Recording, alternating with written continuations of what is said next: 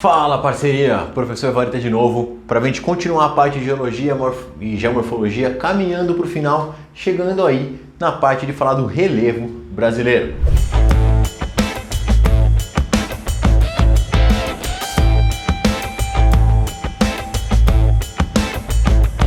Sei lá, às vezes você teve aula com a tia Cidinha no sexto ano e a tia Cidinha falou uma vez para você assim, ó, Planalto é um lugar alto e plano. Cara, vamos começar a desmistificar isso. Não usamos no Brasil, desde ali da década de 60, mais a definição de planaltos e planícies por altimetria. Não, planalto e planície são definidos por processos. Planaltos são áreas em que predominam processos erosivos. Como são áreas mais altas, predominam os processos erosivos nessa região. E são delimitados por declives, então, delimitado por alguma declividade. O que é interessante a gente pensar aqui? Não só na definição, mas pensar que no Brasil a gente pode, a grosso modo, é uma generalização, não dá muito certo. Não dá bastante certo, mas não dá 100% certo, é uma generalização pedagógica, como eu posso falar? Só para deixar mais fácil a explicação didática, que eu posso dividir os planaltos no Brasil em dois grandes grupos. Planaltos cristalinos, volta nas aulas anteriores, formado principalmente por rochas cristalinas em escudos cristalinos.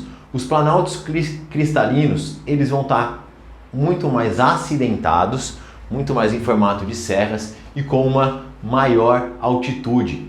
E também vão ser planaltos sedimentares, que vão ficar em regiões de bacias sedimentares. Como as rochas sedimentares são mais suscetíveis a processos erosivos, eles foram mais erodidos e vão formar relevos mais aplanados e mais baixos. Então, os planaltos, que eu vou chamar de cristalino, vão estar mais em formato de serras e com maiores altitudes, enquanto os planaltos sedimentares vão estar mais achatados, formatos de chapadas e com altitudes mais baixas, pensando aqui em Brasil. Então, falamos o que é planalto. Se no planalto predomina a erosão, na planície é o contrário. Esse sedimento que sai do planalto vai parar lá na planície. Lá predominam os processos de deposição ou sedimentação e são delimitados por aclives. No Brasil, existem pouquíssimas verdadeiras planícies na divisão atual do nosso relevo, certo? A planície mais famosa é a planície litorânea e a planície amazônica, assim como a grande planície do Pantanal, muito famosa também pela sua vegetação. Uma terceira forma de relevo que você encontra no Brasil é a depressão. Vamos lembrar que tem dois tipos, tá? Tem a depressão absoluta, que não existe no Brasil. Depressão absoluta são os terrenos abaixo do nível do mar. Olha lá, abaixo do nível do mar. Então é a região dos Países Baixos, na Europa, é a região do Mar Morto. Aqui no Brasil, nós temos as depressões relativas, que são terrenos que são mais baixos que seus terrenos adjacentes, que seus terrenos vizinhos. Então, entre dois planaltos, você tem ali às vezes uma área mais baixa que é uma depressão. Na depressão também predominam os processos erosivos, certo? Porém, ela é mais baixa do que as regiões adjacentes. Que é uma depressão famosa para quem está no estado de São Paulo? A gente tem aqui a depressão periférica, que pega ali o meio do estado de São Paulo. É uma depressão, está entre dois planaltos, uma região mais baixa ali é a depressão periférica. Certo? Montanhas nós não temos no Brasil porque nós não temos dobramentos modernos. Indo para as características gerais do nosso relevo, talvez aqui seja a parte mais importante. Você precisa entender que o nosso relevo é antigo. Vareta, o que é um relevo antigo? Nós temos sim áreas do período Cenozoico, do Quaternário, principalmente algumas planícies. Porém, toda a base geológica brasileira é lá do período pré-cambriano, são escudos cristalinos, nós não temos dobramentos modernos. Então toda a base do nosso relevo é uma base muito antiga. Falamos que o nosso relevo é antigo, consequentemente ele é erodido. Erodido significa sofreu muita erosão. A ação dos agentes externos ao longo desses 4 bilhões de anos modelou e modificou o nosso relevo. Ele pode aparecer com o termo desgastado ou erodido, certo? Vamos lá. Baixo. 97% com menos de... Opa! Foi mal, galera. de 1.000 metros e 80% com menos de 800 metros. Então, só 3% do Brasil tem mais de 1.000 metros de altitude. Cara, quando a gente vai para os países andinos, a gente fala em 2.000, 3.000 metros de altitude. Cara, Libertadores da América, eliminatórias da Copa, vira e mexe e fala, não, vai jogar na altitude, vai jogar na altitude. Por quê? O Brasil é um país com uma altitude muito baixa. Isso tem a ver com o nosso relevo mais antigo. Além de ter sido muito desgastado, as maiores altitudes estão nos dobramentos modernos que não existem no Brasil. Cidades aqui como Campos do Jordão, que está a 1.600 metros de altitude, ela é muito, muito alta para o padrão brasileiro, mas muito alta mesmo, certo? Aqui, a minha cidade natal, que é São Carlos, a 850 metros, ela já está muito acima, ela está acima de 80% do relevo brasileiro. Então, é um relevo considerado baixo e também considerado estável. O que quer dizer estável? Significa sem atividade sísmica de alta intensidade. Nós não temos vulcões, não temos terremotos acontecendo no Brasil. Mas Vareta, por que de vez em quando nós registramos alguns tremores? E aí eu quero que você preste atenção. O que acontece de tremores no Brasil são por falhas geológicas. Então vamos lá, lembra das aulas anteriores que a gente falou de falhas ou dobras? Existe uma pressão ocorrendo entre as placas. E aqui na crosta não é rocha em cima de rocha bonitinho, sentadinho. Você tem muito ali espaço todo desorganizado. Em alguns momentos, a pressão ocorrida ali pela pressão, a pressão entre as placas faz com que você tenha um rearranjo dessas rochas. Então, dentro da crosta brasileira tem alguns locais que a gente chama de falhas que são mais suscetíveis a ter esses rearranjos de rochas. E isso causa pequenos tremores. Algumas vezes eles podem ser sensíveis? Sim, certo? Eu me lembro um de 2008 que aconteceu próximo do litoral paulista, próximo de Santos, que pôde ser sentido um leve tremor para quem estava em andares altos de prédio. Quem estava em térreo não, mas quem estava em locais mais altos pôde sentir. Não quebrou nada, não abalou nada, são tremores ali na casa, quando muito na casa dos 5 graus na escala Richter. Quem trabalha com sismógrafos vai pegar bastante disso. Então o Rio Grande do Norte já teve bastante, Mato Grosso, Minas Gerais, Bahia, você tem ali algumas áreas com falhas geológicas, então com pequenos tremores. Por isso, os tremores que acontecem no Brasil não são por choque de placas, são por falhas geológicas no interior das placas. Vamos lembrar que a divisa de placas tectônicas está lá na Cordilheira dos Andes, placa Nazca com a Sul-Americana, e no meio do Oceano Atlântico, placa africana com placa sul-americana.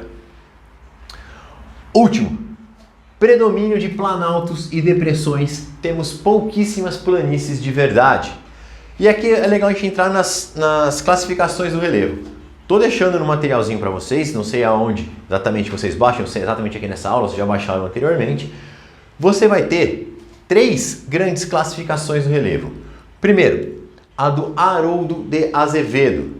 O que esse cara fez na década de 40? Ele dividiu em planaltos e planícies de forma bem mais simplificada, bem mais fácil para estudar do que é hoje, e ele fazia a definição por altimetria, o que nós não usamos mais.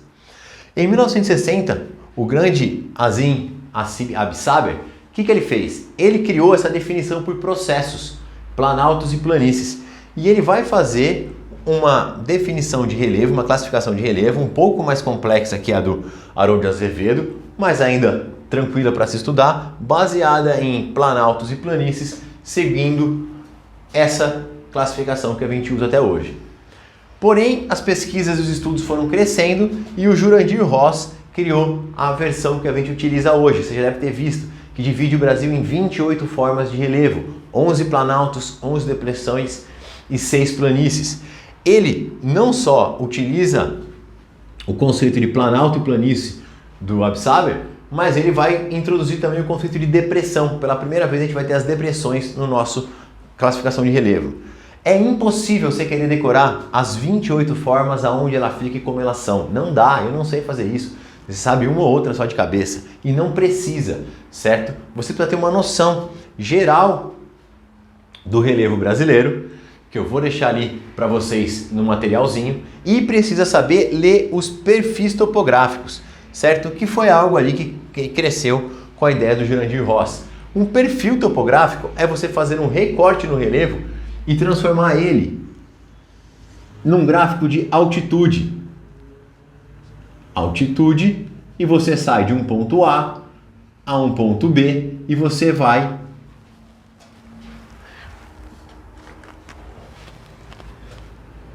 desenhar um relevo conforme ele está variando. Então você vai ter 3 perfis topográficos importantes, que só esses 3 caem em prova, certo?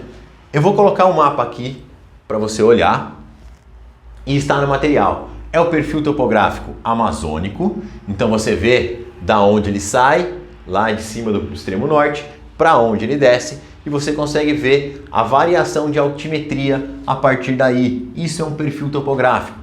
Fácil de reconhecer o amazônico, porque ele começa muito alto e depois quase tudo é baixo. As terras baixas do Amazonas, ele começa lá no ponto extremo norte do Brasil, que vai pegar as partes mais altas, e depois vai ser sempre terrenos baixos, com o rio Amazonas no meio. O segundo perfil que a gente fala é o perfil da região Nordeste. Se você está olhando, esse para mim é o perfil mais importante até para a gente entender o clima do Nordeste. Nas aulas de clima você vai ouvir eu falando de como a depressão sertaneja influencia no clima, como que o Planalto da Borborema e o Planalto ali na região do Maranhão dificultam a chegada de massas de ar úmidas para essa região. Então esse é o perfil que você vai ter como característica essa região marcada ali, chamada de depressão sertaneja. Você consegue ver bem a depressão, porque as duas áreas estão mais altas e essa parte ali de baixo, o que dificulta a chegada de chuvas e gera ali o clima semiárido. E por último, o perfil que sai lá da bacia do Paraná, lá do Rio Paraná, e vai até o litoral paulista. Então você tem ali do Rio Paraná, ele sai até mais de cima ali do centro-oeste e vai até o litoral paulista, com a variação de relevo dele. Você vê as duas coisas bem marcadas. Primeiro ali onde passa o Rio Paraná, né, a bacia do Paraná que vai ter a sua quedinha, e depois ele sai ali do Pantanal, uma parte mais baixa, você consegue reconhecer ali um relevo baixo da planície do Pantanal, aí ele tem passa para os planaltos, tem ali onde passa o rio, a parte mais baixa, e novamente vai encarar ali a Serra do Mar e vai descer para o litoral. Esses 3 perfis podem aparecer ou para você reconhecer eles, o cara te dá um mapa, te dá a pontuação, só aparece esses 3, ou ele coloca e pede para você fazer alguma análise dele, que não vai ser nada complicado. Certo, pessoal? Foco nos estudos, faça os exercícios, até a próxima aula, beijo no coração e bora pra facu.